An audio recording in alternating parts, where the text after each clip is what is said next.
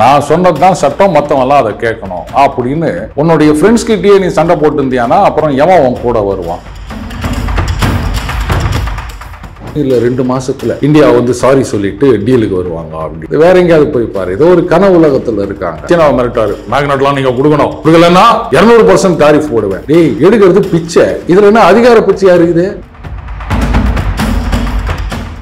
இதையெல்லாம் வந்து அமெரிக்கா ஒன்னால முடிஞ்சதை நீ பாத்துக்கோ, எங்களால என்ன முடியும்ன்றதை நாங்க காமிக்கிறோம். இதுக்கு பாகிஸ்தான்ல டீல் போட்டுக்கிறாங்க. அப்படி இருந்துச்சு. இவர் போயிட்டு முன்னீர் வந்து ட்ரம்ப்பை போய் பார்த்துட்டு வர்றாரு.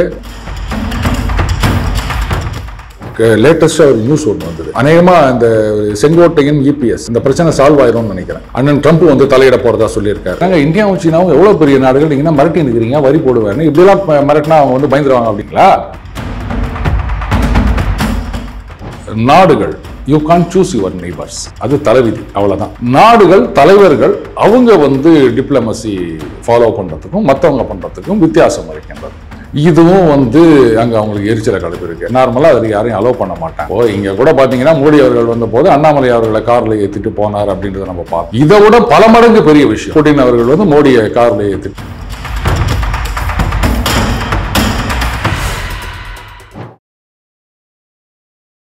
இளையபாரத நேயர்களுக்கு வணக்கம். இன்னைக்கு நம்ம நேர்களில் நம்ம சிறப்பு விருந்தினர் ஜியோ பொலிட்டிக்கல் சக்கரவர்த்தி அருண் சார் அவர்கள் தான். சார் வணக்கம் சார். வணக்கம் விக்ரம். சார் என்னதான் சார் ட்ரம்ப் அவர்களுக்கு ஏதாவது ப்ராப்ளமா அவருக்கு மனசளவில்? என்ன கேட்குற? ஒரு 3 days முன்னாடி என்ன சொல்றாரு அப்படின்னா, சைனாவின் வலையில் விழுந்த ரஷ்யா இந்தியா அவங்களை அப்படியே மூழ்கிட்டாங்க அப்படி இப்படின்னாரு. நேற்றுக்கு திடீர்னு பார்த்தீங்க அப்படின்னா இந்தியாவோட நல்ல ஒரு நட்புறவில் இருக்கோம் நாங்கள், ஓகேங்களா. மோடி அவர்கள் என்னோட பெஸ்ட் ஃப்ரெண்டு அப்படின்றாரு. இதுக்கு மோடி அவர்கள் இன்னைக்கு ட்வீட் பண்ணிக்கிறார், ஆமாம் அமெரிக்காவும் எங்களுக்கு நல்ல நட்புறவில் தான் இருக்கிறோம் நாங்கள் அப்படின்ட்டு. என்னதான் சார் பிரச்சனை எங்களுக்கு? இப்படியே முழுசா நம்பிடக்கூடாது. அதாவது ட்ரம்ப் வந்து இறங்கி வந்து விட்டார் அப்படின்லாம் நம்ம சந்தோஷப்படக்கூடாது.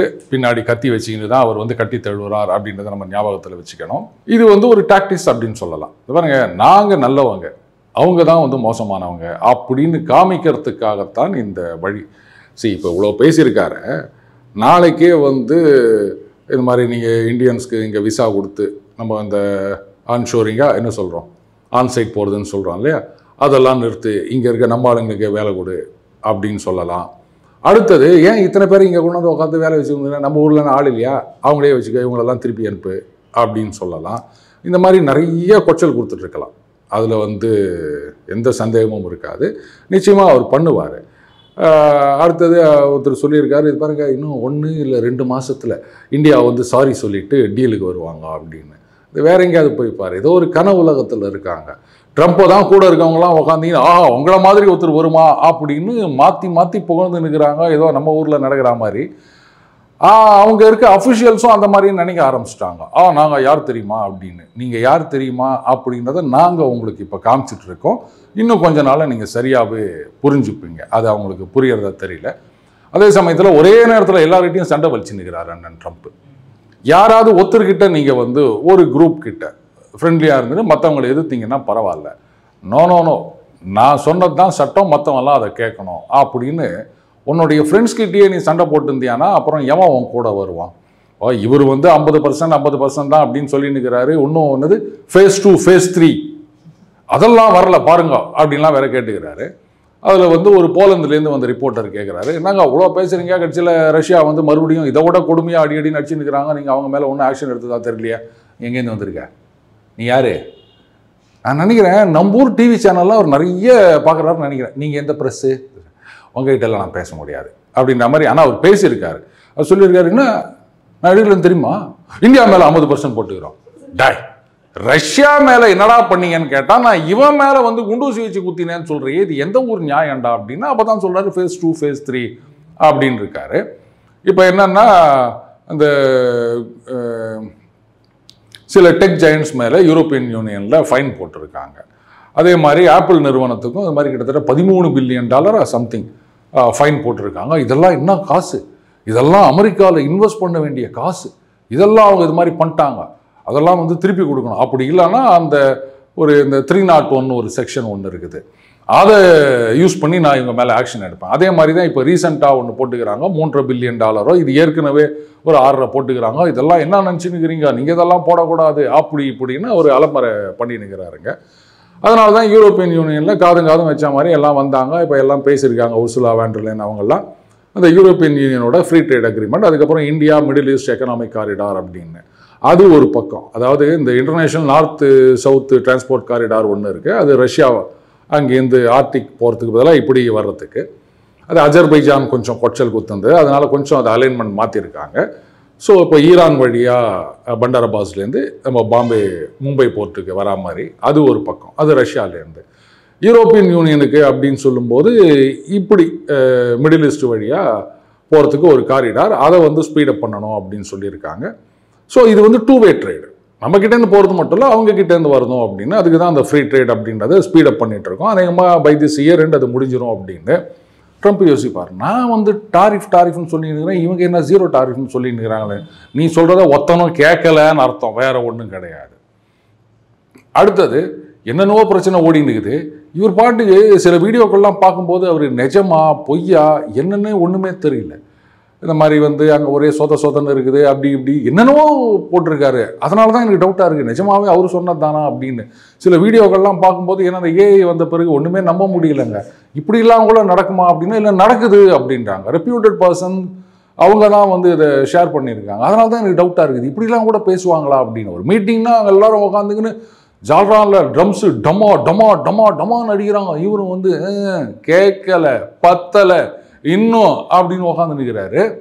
யாராவது ஏதாவது எடுத்து பேசுகிறாங்கன்னா உடனே உனக்கு இருக்கிற செக்யூரிட்டி கிளியரன்ஸை காலி பண்ணிடுவேன், உனக்கு இருக்க ப்ரொடெக்ஷனை காலி பண்ணிடுவேன் அப்படின்றாரு, பதவி விட்டு தூக்கிடுவேன் அப்படின்றாரு.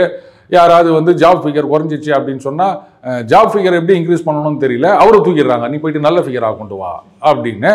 இல்லை கேட்குறாங்க, என்னங்க மறுபடியும் வந்து அதோட கம்மியாக தானே வந்திருக்குது அப்படின்னா, ஒரு வருஷம் கழிச்சு பாருங்க அப்படின்றாரு. ஒரு வருஷம் கழிச்சு இதோட அதில் பாதாளத்துக்கு போயிடும். ஏற்கனவே மூடி சொல்லிட்டாங்க யார் ஷேரிங் அட் ரெசெஷன் அப்படின்னு, டாரிஃப்லாம் கொண்டு வந்துட்டீங்க, ஒன்றும் ஆக போகிறது கிடையாது அப்படின்னு. அதெல்லாம் அவர் கேட்குறதா தெரியல. எல்லாம் வரும் எவ்வளோ பில்லியன் உள்ளார வருது தெரியுமா அப்படின்னு. உடனே சீனாவை மிரட்டார், மேக்னெட்லாம் நீங்கள் கொடுக்கணும், கொடுக்கலன்னா 200% டாரிஃப் போடுவேன். டேய் எடுக்கிறது பிச்சை, இதில் என்ன அதிகார பிச்சையாக இருக்குது, நான் கொடுக்க முடியாது, உன்னால் என்ன பண்ண முடியும் அப்படின்னா என்ன பண்ணுவீங்க? இது பைத்தியகாரத்தனம் தான். There is no end to madness அப்படின்னு தான் சொல்லணும். பட் நான் இதை பாசிட்டிவாக தான் பார்க்குறேன். இந்த ஜிஎஸ்டி ரேட் ரிடக்ஷன் ஆகட்டும், டைவர்சிஃபிகேஷன் ஆகட்டும், இதையெல்லாம் வந்து அமெரிக்கா உன்னால் முடிஞ்சதை நீ பார்த்துக்கோ, எங்களால் என்ன முடியுன்றதை நாங்கள் காமிக்கிறோம் அப்படின்னு. இப்போ பார்த்தீங்கன்னா we have lost Russia and India to China அப்படின்னு போட்டுக்கிறாரு. யார் பண்ண வேலை இது? நாங்கள் எதாவது சொன்னோமா? நீ தானே இது மாதிரி வந்து ஒரு கூட்டணியை உருவாக்கியிருக்க, இதுக்காகத்தான் உனக்கு வந்து நோபல் பரிசு கொடுக்கணும் அப்படின்லாம் வேறு நம்ம சொல்லிட்டு இருக்கோம்.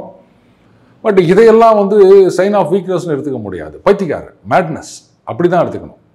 ஸோ வீக்னஸுக்கும் மேட்னஸுக்கும் வித்தியாசம் இருக்குது. அதனால் அடிபணிந்து விட்டதெல்லாம் நினைக்காதீங்க. இன்னும் வந்து கூரா கத்தியை சீவிட்டு இருப்பாங்க, அதுக்கெல்லாம் நம்ம தயாராக இருக்கோம். அதுதான் உண்மை. Okay sir. ஸோ அதே மாதிரி இப்போ ட்ரம்ப் அவர்கள் அடிக்கடி நம்ம ப்ரெஸ்ஸை சந்திக்கிறதாகட்டும், இல்லை மேடை பேச்சாகட்டும், இங்கெல்லாம் வந்து அவர் வந்து உளர்றாரு மாதிரி ஃபீல் ஆகுதா சார்? அவர் என்னைக்கு வந்து ஒழுங்காக பேசியிருக்காரு, இன்னைக்கு வளர்றாருன்னு சொல்கிறீங்க? ஜோ பைடன் மறந்துடுவார். இந்த பக்கம் ப்ளீஸ் டேர்ன் ஓவர்னா அதையும் மறுபடியும் அவர் படிப்பார், அது வேற விஷயம். ட்ரம்ப் எப்பவுமே இப்படி தான் பேசிட்டு இருப்பார். அவர் என்றைக்குமே ஒழுங்காக பேசுகிறவன் வளர்னான்னா நமக்கு சந்தேகம் வரும். எப்போவுமே வளரிட்டு இருக்கவர் நல்லா பேசினா தான் அவனுக்கு சந்தேகம் வரணும். ஆஹா இவர் ஏதாவது உடம்பு சரியில்லையா அப்படின்னு. கரெக்டாக வளர்றாருப்பா, அப்படியே மாமூல் நிலைமை திரும்பி விட்டது. அத்தோட நிறுத்திக்கணுமே தவிர இதிலெல்லாம் நீங்கள் சந்தேகப்படாதீங்க. Okay sir. அடுத்ததான் நம்ம பாகிஸ்தான் பிரைம் மினிஸ்டர் ஷெரீஃப் அவர்கள், அதாவது நம்ம இந்தியா எஸ்சிஓ முடிச்சுட்டு வந்த பிறகு அவர் போய் புடினை மீட் பண்ணுறாரு சார். கடைசியாக இந்தியா ரஷ்யாவோட உங்களுடைய என்கேஜ்மெண்ட்டை நான் ரொம்ப பாராட்டுறன்ற மாதிரிலாம் பாராட்டுறாரு சார். அந்தளவுக்கு பாகிஸ்தான் வீக் ஆகிட்டாங்களா சார்? போவோம் இல்லை, பைத்தியக்காரங்களுக்கு அறிவு வேணாமா? சீனா இவ்வளோ நாளாக அவங்களுக்கு கடனை கொடுத்து காப்பாற்றின்னு வந்தது. டகால்னு நூர்கான் பேசி கிரான் ஆயில் சாட்சிய உடனே அமெரிக்கா காலில் போய் விழுந்தாங்க. இப்போ திடீர்னு ரஷ்யா கிட்ட போயிருக்காங்க. இப்போ அமெரிக்கா சும்மா இருப்பாங்களா? அதாவது ரஷ்யாவாது சரி ரைட்டு போ அப்படின்னு சும்மா விட்டுருவாங்க, அமெரிக்கா சும்மா விட மாட்டாங்க. அண்டு அங்கே இருக்கவங்க இதுதான் சாக்கு அப்படின்னு சொல்லிட்டு என்ன பெருசாக கிரிப்டோ டீல்லாம் போட்டிங்க. இப்போ என்னாச்சு, $1.5 பில்லியன் ப்ராஃபிட் தான் அந்த கிரிப்டோ கம்பெனி அவர் புள்ள ஆரம்பிச்சுக்கிறாரு. இப்படி தான் பண்ணிக்கிறாங்க. இதுக்கு பாகிஸ்தானில் டீல் போட்டுக்கிறாங்க.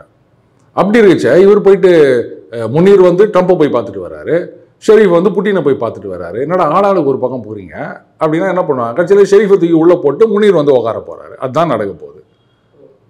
ஆமாம், பின்ன என்ன, அவர் ஏற்கனவே பசங்களுக்கு இவங்களுக்கெல்லாம் வந்து அமெரிக்கன் சிட்டிசன்ஷிப் வாங்கிட்டு அங்கே அனுப்பிச்சிடுறாரு முனீர். அப்புறம் என்ன பண்ணுவார், நானே ராஜா அப்படின்ட்டு, ஷெரீஃப் நீ உள்ளே போய் உட்காரு கொஞ்ச நாள். இம்ரான்கான் போனார்ல, அவருக்கு பக்கத்து செல் போடுறோம், உங்களுக்கு நல்லா இருக்குது, இல்லை அவர் செல்லே கூட கொடுக்குறோம் அப்படின்ட்டு அவர் அங்கே அனுப்பிச்சிட்டு அவர் வந்து உட்காந்துப்பார். உட்காந்துட்டு ஃபுல்லாக அமெரிக்கா அப்படின்வார். என்ன பண்ண முடியும், அவர் சொத்தை சேர்த்துப்பார், நாட்டை விற்றுருவார்.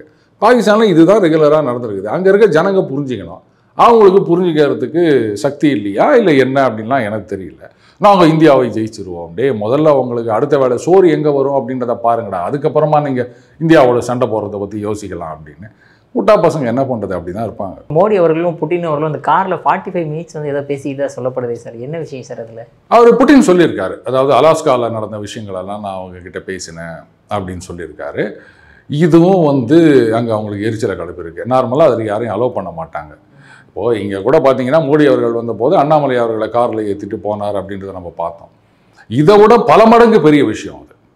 புட்டின் அவர்கள் வந்து மோடியை காரில் ஏற்றிட்டு தனியாக பேசிட்டு போனது அப்படின்னு. ஸோ எந்த அளவுக்கு நம்ம இந்திய ரஷ்யா உறவுகள் வலுவாக இருக்கின்றது அப்படின்றது ஒரு ஆப்டிக்ஸ்னு கூட சொல்லலாம். அது மட்டும் இல்லை, அவர் சொல்லியிருக்காங்க இந்தியாவும் சீனாவும் எவ்வளோ பெரிய நாடுகள், நீங்கள் என்ன மிரட்டி நிற்கிறீங்க, வரி போடுவேன்னு, இப்படிலாம் மிரட்டினா அவங்க வந்து பயந்துருவாங்க அப்படின்னு நினைக்கிறீங்களா அப்படின்னுக்கிறாரு. நீங்கள் வரி போட்டு நாங்களே பயப்படல, அப்புறம் தானே அவங்க பயப்படுறதுக்கு, உங்களால் ஒன்றும் பண்ண முடியாது, போயிட்டு வாங்க அப்படின்றத 3 பேரும் சேர்ந்து நம்ம காமிச்சிருக்கோம். இதுதான் அங்கே எல்லாருக்கும் எரிச்சலாக இருக்குது. ட்ரம்ப் வந்து பார்த்தீங்களா, லேட்டஸ்ட்டாக ஒரு நியூஸ் ஒன்று வந்தது, அநேகமாக இந்த செங்கோட்டையின் இபிஎஸ் இந்த பிரச்சனை சால்வ் ஆயிரும்னு நினைக்கிறேன். அண்ணன் ட்ரம்ப் வந்து தலையிட போகிறதா சொல்லியிருக்காரு. இப்போ 7-7ன்னு சொல்லி நிற்கிறாரு. 8வது போரை நான் நிறுத்தி இருக்கின்றேன், அதிமுகவில் நிலவும் குழப்பத்தை நான் தான் தீர்த்து வச்சேன் அப்படின்னு அநேகமாக ஒரு 4-5 நாளில் அந்த அறிக்கை வந்துடும் அப்படின்னு நினைக்கிறேன். அப்படி வந்து அவங்க ஒன்று சேரலை அப்படின்னு சொன்னால் நான் அவங்களோட வந்து வியாபாரம் பண்ண மாட்டேன் சொல்வார். நீங்கள்லாம் இனிமேல் அமெரிக்கா வர விட மாட்டேன், விசா கொடுக்க மாட்டேன் அப்படின்னு சொல்லுவார். அநேகமாக இந்த பிரச்சனை சால்வ் ஆயிரும்னு நினைக்கிறேன். ஸோ அதனால் இதை பற்றி நம்ம பெருசாக ஒரி பண்ணிக்க வேண்டாம் விக்ரம். ஓகே சார், அடுத்த நம்ம இந்த ஃபின்லாண்ட் பிரசிடென்ட் அவரே வந்து சொல்கிறார் ட்ரம்ப்புக்கு அட்வைஸாக, இந்த மாதிரி ரஷ்யாவோடையும் நம்ம இந்தியாவோடையெல்லாம் வச்சுக்காதீங்க, அவங்க இது மாதிரி எமர்ஜிங் பவராக இருக்காங்க அப்படின்ட்டு. பட் ஆனால் இங்கே இருக்கிறவங்களுக்கு அதெல்லாம் தெரிய மாட்டேங்குது சார், இந்தியாவோட ஸ்டேட்டஸ் எப்படி இருக்குது அப்படின்ற அளவுக்கு. அதாவது இன்றைக்கி வந்து பாருங்கள், சீன பொருட்களை எல்லாம் வாங்க வேண்டாம்னு சொன்னீங்க, நாங்களும் வந்து சீன பொருட்களை வாங்க மாட்டோம்னு சொன்னோம். இன்றைக்கி என்னடானா நீங்களே போயிட்டு சீன அதிபரோட போயிட்டு கை குலுக்கிட்டு வரீங்க, அப்போ நாங்களாம் என்ன முட்டா பசங்களா அப்படின்னு சில பேர் கேட்டுட்ருக்காங்க. அதாவது நாடுகள், you can't choose your neighbours, அது தலைவிதி, அவ்வளோதான். நாடுகள் தலைவர்கள் அவங்க வந்து டிப்ளமசி ஃபாலோ பண்ணுறதுக்கும் மற்றவங்க பண்ணுறதுக்கும் வித்தியாசம் இருக்கின்றது. இப்போது 2 கட்சி இவங்க வந்து கூட்டணியில் இல்லை அப்படின் போது இவன் அவனை கழுவி ஊற்றுவான், அவன் அவனை கழுவி ஊற்றுவான். ஆனால் நாளைக்கே அந்த தலைவர்கள் 2 பேரும் சேர்ந்து கூட்டணின்னு சொல்லிட்டாங்கன்னா அப்போ இந்த தலைவர் யாராவது கேட்பானா, ஏன்னா நாங்கள்லாம் இவ்வளோ நாளாக கழுவி ஊற்றிருந்தோம், இப்போ நீ வந்து அங்கே போய் சேர்ந்துட்டி அப்படின்னு யாராவது கேட்பாங்களா? இது மாதிரி தான் உலக நாடுகள்லையும் அரசியல் தலைவர்கள் அவங்கவுங்க நாட்டுக்கு என்ன தேவையோ அதுக்கு ஏற்ற மாதிரி ரிலேஷன்ஸை ரீசெட் பண்ணுறது அப்படின்னு ஃபாலோ பண்ணுவாங்க. இதையெல்லாம் கேள்வி கேட்கறது முட்டாள்தனம். இன்னைக்கு வந்து சீனாவோட சேர்ந்துட்டீங்களே அப்படின்னு கேட்குறவங்க தான் அன்னைக்கு வந்து அண்ணன் ராகுல் காந்தி அவர்கள் வந்து சீன கம்யூனிஸ்ட் கட்சியோட ஏதோ அக்ரிமெண்ட் போட்டு வந்தார், சைன் பண்ணார் அப்படின்னு சொல்லும்போது யாருமே எதுவுமே கேட்கல.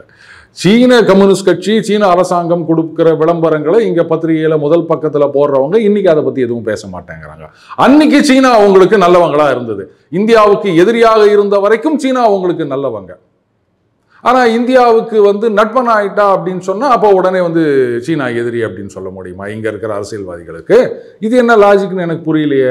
ட்ரம்ப் வந்து மோடியின் நண்பர், இந்தியாவின் நண்பர்ன்ற இருக்க வரைக்கும் ட்ரம்ப் எங்களுக்கு ஆகலை இங்கே இருக்கிற அரசியல்வாதிகளுக்கு. இன்றைக்கி ட்ரம்ப் இந்தியாவுக்கு எதிராக நடந்துக்கிறார் அப்படின்ன உடனே பார்த்தீங்களா வந்து ட்ரம்ப்பே சொல்லிட்டாரு டெட் எக்கானமி அப்படின்னு இன்றைக்கி ட்ரம்ப்புக்கு ஃபயர் அவுட்டுன்னு தெரியுறாங்க. என்ன லாஜிக்குங்க இது? ஒரே ஒரு செகண்ட்மா. அடுத்ததான் நம்ம ரஷ்யா வந்து கன்ஃபார்மாக ஒரு நல்ல ஃப்ரெண்டாக நம்ம பார்க்கலாம். நீ சொன்ன மாதிரி ட்ரம்ப்பை நம்பவே முடியாது. சைனா எப்படி சார் நான் நம்பலாமா நம்பக்கூடாதா? அதாவதுங்க இன்னைக்கு எல்லாரும் இதுதான் சொல்கிறாங்க, நீங்கள் சீனா கிட்ட சரண்டர் ஆகிட்டு விட்டீர்கள். அப்படி கிடையாது. பாருங்கள், நாம் வந்து என்றைக்குமே யாரையுமே எதிரியாக பாவித்தது கிடையாது.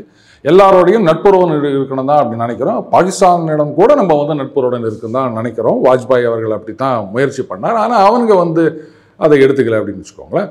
அதே மாதிரி சீனாவுடனும் நாம் ஆரம்ப காலத்துலேருந்தே ஃப்ரெண்ட்லியாக இருக்கணும் தான் நினைக்கிறோம். அவங்க தான் வந்து இது பண்ணிகிட்ருக்காங்க. இதில் இன்னொரு பெரிய சிக்கல் இருக்குதுங்க. அதாவது பிரிசனர்ஸ் ஆஃப் ஜியாகிரஃபி அப்படின்னு ஒரு புத்தகம் இருக்குது, அதை படிச்சிங்கன்னா உங்களுக்கு தெரியும். சீனாவோட ப்ராப்ளம் என்ன அப்படின்னா, மிகப்பெரிய நாடு, ஆனால் அவங்களுக்கு வந்து டைரக்டாக அந்த ஓஷன் ஆக்சஸ்ன்றது நிறைய இடத்துல ரெஸ்ட்ரிக்டடாக இருக்குது. இப்போது இந்த சி ஆஃப் ஜப்பான் இருக்குது, அங்கே பார்த்தீங்கன்னா உங்களுக்கு இந்த பக்கம் விளாடிவாஸ்டாக் ஃபார் ஈஸ்ட் ரஷ்யா அது வந்து பிளாக் பண்ணிடுதுங்க. கீழே வந்து கொரியா இருக்குதுங்க. ஸோ இந்த பக்கம் அவங்களுக்கு வர வேண்டிய சப்ளை எல்லாமே இந்த மலாக்கா ஸ்ட்ரெயிட்டு அது சோக்கிங் பாயிண்ட். அது ஒரு இடத்துல கிட்டத்தட்ட 2 மைல் தான் அது இது இருக்குது. அந்த இடத்துல நீங்கள் வந்து அமெரிக்கன் நேவி வந்து சோக் பண்ணிட்டாங்கன்னா அவங்களுடைய சப்ளை எல்லாம் நின்றுடும். செகண்ட் வேர்ல்டு வாரில் ஜப்பானுக்கு அது மாதிரி தான் பண்ணாங்க. அவங்களுக்கு வந்து ரிசோர்ஸஸ் வர்றதெல்லாம் கட் பண்ணணும் அப்படின்னு சொல்லிட்டு. ஸோ அதனால் அவங்களுடைய ஆக்ஷன்ஸ் அண்ட் ரியாக்ஷன்ஸ் எல்லாமே வந்து from a feeling of insecurity. இதுதான் அவங்க பிரச்சனையே. நமக்கு வந்து ஓப்பன் ஆக்சஸ் வேணும், எந்த இடத்துலையும் வந்து சோக்கிங் நடக்கக்கூடாது, ஏன்னா ஆயிலேருந்து எல்லாம் அவங்களுக்கு வெளிலேருந்து வரணும். ஸோ அது நின்று போச்சுன்னா அவங்களுக்கு வந்து அடி வாங்கிடும். சண்டை நடக்குதுன்னா கூட அது தொடர்ந்து நடத்த முடியாது இல்லையா? ஸோ அதைத்தான் அவங்க பயப்படுறாங்க. அதுக்காகத்தான் அவங்களுடைய ஆக்ஷன்ஸ் எல்லாமே இருக்குது. இந்த ஸ்ட்ரிங் ஆஃப் பேர்ல்ஸ்ன்னு சொல்லுவாங்க, அங்கங்கே பேஸை கொண்டு வந்து வைக்கணும்னு சொல்கிறது, இங்கங்கே போர்ட்டை வாங்கணுன்றது, இதெல்லாம் பார்த்துட்டு இருக்காங்க. ஃபஸ்ட்டு வந்து இதை பாருங்க, நாம் 2 பேரும் நீங்கள் தான் வந்து சண்டைக்கு வந்தீங்களே தவிர நாங்கள் சண்டைக்கு வரல, நாங்கள் ஃப்ரெண்ட்லியாக தான் போனோம்னு சொல்கிறோம். We are not conspirators or co conspirators, ரெண்டுமே கிடையாது. அகெயின்ஸ்ட் அமெரிக்காலாம் எடுத்துக்காதீங்க. காம்படிட்டர்ஸ்னு ஒன்றா வச்சுக்கோங்க, கொலாபரேட்டர்ஸாக இல்லாட்டாலும் காம்படிட்டர்ஸ்னு வச்சுப்போம்.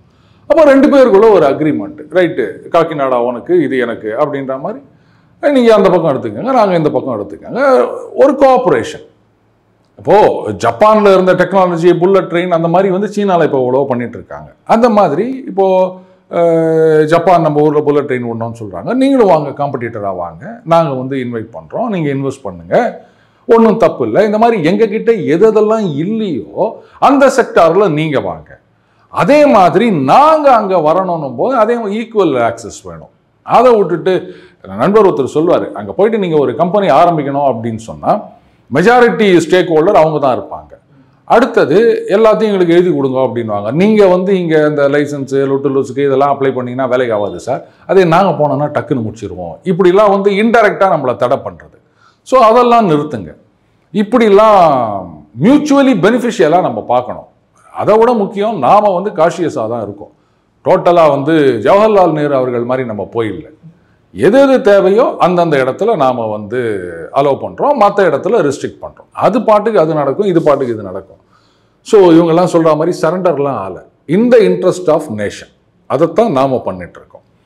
இது வந்து அமெரிக்காவில் இருக்க நிறைய பேரே சொல்லிட்டு இருக்காங்க, அது பாருங்கள், if you want to contain China, India இல்லாமல் உங்களால் பண்ண முடியாது அப்படின்னு. செகண்ட் வேர்ல்டு வாருக்கு அப்புறமே பார்த்தீங்கன்னா பிரிட்டன் வந்து டோட்டலாக அந்த சூப்பர் பவர் அப்படின்றதெல்லாம் போயிடுச்சுங்க. அதுக்கு முன்னாடி காலத்துலேருந்தே அமெரிக்கா வந்து எமர்ஜிங் பவராக இருந்தது. ஆஃப்டர் செகண்ட் வேர்ல்டு வார் அவங்க அதை ரியலைஸ் பண்ணிட்டாங்க, சரி இனிமேல் நாம் இல்லை, அவங்க தான் அப்படின்னு. ஸோ அந்த ஒரு ரியலைசேஷன் அமெரிக்காவுக்கு வரணும். அது இல்லாமல் நாங்கள் தான் இன்னும் அப்படின்னு நினச்சிட்டு இருந்தாங்கன்னா அதுக்கப்புறம் அந்த அடின்றது ரொம்ப பலமாக இருக்கும். Right, we will depend on India and Russia. சொல்லப்போனால் ரஷ்யாவும் சேர்த்துக்கலாம். ரஷ்யா வந்து இன்னைக்கு சீனாவோட இவ்வளோ ட்ரேட் பண்ணிட்டு இருக்காங்க, க்ளோஸாக இருக்காங்க அப்படின்னா அவங்களுக்கும் வந்து சீனாவோடைய வேலையை பற்றிலாம் தெரியும். இந்த ஃபார் ஈஸ்டில் இருக்க ரஷ்யா ஏரியாலாம் இவங்க ஆட்டையை போடணும்னு நினச்சிருக்காங்க. முக்கியமாக விளாடிவோஸ்டாக்கு அவங்க பேர் வச்சுக்கிறாங்க சீனா. அது எங்களுடைய பகுதி ஒரு காலத்தில் கிங் டைனஸ்டியில் அப்படின்னு சொல்லிட்டு இருக்காங்க. ஸோ சந்தர்ப்பம் கிடைச்சதுன்னா இன்னும் பார்த்தீங்கன்னா அந்த ஏரியாலலாம் சைனீஸ் லேபரர்ஸ்னு உள்ளே நிறைய பூந்துட்டாங்க ரஷ்யாவில். அவங்க ஃபினான்ஸ் பண்ணுற ப்ராஜெக்ட்லாம் நிறைய ஓடிட்டுருக்கு. ரஷ்யாவுக்கு வேற வழி இல்லை. ரஷ்யா வந்து அந்த மேப்பில் பார்த்தீங்கன்னா தெரியும், இவ்வளோ பெருசுரா அப்படின்னு இந்த இடத்துல அந்த இடம் வரைக்கும். ஆனா அந்த ஊரல் மவுண்டன்ஸ் இருக்கு இல்லையா, அதுக்கு இன்னாண்ட பக்கம் அதனுடைய பாப்புலேஷன் கம்மி. அதுவும் அந்த பக்கம் போக போக போக போக ரொம்ப லிமிட்டட். அங்கெல்லாம் பார்த்தீங்கன்னா நம்ம ஊர்லலாம் கொஞ்சம் மழை பெஞ்சா லீவ் விட்டுறோம். அந்த பனி படர்கின்ற பிரதேசங்களில் அது ஒரு 0 அப்படி போனால் நம்ம இது பண்ணிடுறோம். அங்கே -67 டிகிரி ஃபாரன்ஹீட், அதுக்கு கம்மியாக போனால் தான் ஸ்கூல் லீவ் விடுவாங்களாம். அப்போன்னா நம்ம பாடி டெம்பரேச்சர் 98.4ங்க ஃபாரன்ஹீட். -67 அப்படின்னா அப்போ எப்படி இருக்கும்னு யோசிச்சு பாருங்க. அதுக்கும் கம்மியாக 68 போனால் தான் லீவ் விடுவாங்களாம் ஸ்கூலுக்கெல்லாம். பட் அங்கே பாப்புலேஷன் ரொம்ப கம்மி, நேச்சுரல் ரிசோர்ஸஸ் ரொம்ப அதிகம்.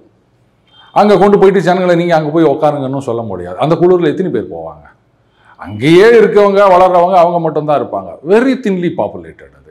ஸோ அந்த ஏரியாவெல்லாம் ஆட்டையை போடணும்னு சீனா நினைக்கிறாங்க. காரணம் என்னன்னா அந்த விளாடிவோஸ்டாக் போர்ட், அதுக்கப்புறம் அந்த நேச்சுரல் ரிசோர்ஸஸ். ஸோ ரஷ்யாவும் காஷியஸாக தான் இருக்காங்க.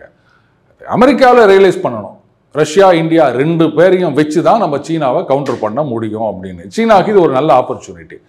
நம்ம இவங்க 2 பேரும் நம்ம பக்கம் வந்தாச்சு அப்படின்னு சொன்னால் அதுக்கப்புறம் அமெரிக்காவால் நம்மளை ஒன்றும் பண்ண முடியாது, அமெரிக்காவை நறுக்குன்னு கொட்டி வைக்கலாம் அப்படின்னு அவங்க பார்த்துட்டு இருக்காங்க. ஏன்னா பிரிட்டன் அதெல்லாம் ஒரு காலத்தில் சீனாவை அடின்னு அடித்து நாசம் பண்ணாங்க. அதுக்கு பதில் கொடுக்கணும்ல. என்ன இப்போ பிரிட்டனுக்கு கொடுக்குறது பதிலாக இவர் சொன்னார்ல ரஷ்யா மேலே சாங்ஷன் போடு அப்படின்னு கேட்டால் நாங்கள் இந்தியா மேலே போட்டுக்கிறோம்னார்ல. அதனால அவன் பண்ணதுக்கு என்ன ஏன்டா கொட்டுறேன், அவன் தானே பண்ணால் நான் ஒன்றை தான் கொட்டுவேன் அப்படின்னு நறுக்குன்னு கூட்ட போகிறாங்க, வாங்கி நிற்க போகிறாங்க அவங்க. அதான் நடக்க போகுது. Okay sir. 3 days 4 days முன்னாடி வந்து நம்ம திருப்பூரில் வந்து ஒரு ஆர்ப்பாட்டம் மாதிரி பண்ணாங்க சார், திமுக அண்ட் கூட்டணி எல்லாமே. அதாவது அமெரிக்கா வரி விதித்தை எதிர்த்து போராட்டம் பண்ணாங்க. அந்த போராட்டத்தில் பார்க்கும்போது எல்லாருமே பேசினது, எல்லாருமே வந்து இந்த மாதிரி அம்பானி அதானி கைக்கூலியாக மோடி அவர்கள் மாறிட்டார், மோடி அவர்கள் நட்பு நாடா பகை நாடா மாற்றிட்டார் அப்படி இப்படின்ட்டு. அதில் வந்து ஆர்எஸ் அவர்கள் சொல்லும்போது சொல்கிறாரு, மன்மோகன் சிங் இருக்கும்போதுமே இந்த மாதிரி டாக்ஸ் விதிக்கப்பட்டுச்சு, ஆனால் அவர் தைரியமாக திறமையாக கையாண்டார், ஆனால் மோடி அவர்களால் அது பண்ண முடியல அப்படின்றாரு. அது என்ன மாதிரி சார் பண்ணார் அப்படி மன்மோகன் சிங் அவர்? அதான் எனக்கும் தெரியல, புதுசாக இருக்குது இது. ஏதாவது ஐநா சபை அவார்டு மாதிரியா இல்லை சந்தேகமாக இருக்குது, என்னன்னு தெரியல.